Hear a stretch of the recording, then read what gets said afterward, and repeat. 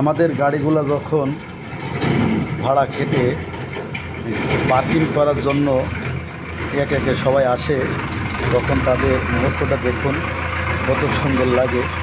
তারা সারাদিন পরিশ্রম করে গাড়িগুলো নিয়ে পার্কিংয়ে চলে এসেছে। সবাই এখন পার্কিং করবে। দেখুন আমাদের আরও একটি গাড়ি চলে আসছে। সবাই এই রোজার মাসে ভাড়া খাটার পরে চলে এসেছে আমাদের গন্তব্যস্থলে। তারা কিন্তু খুব সুন্দরভাবে গাড়িগুলো এখন পার্কিং করতেছে, আর পার্কিং করার শেষে আবার তাদের ইফতারের জন্য প্রস্তুতি নিতে হবে।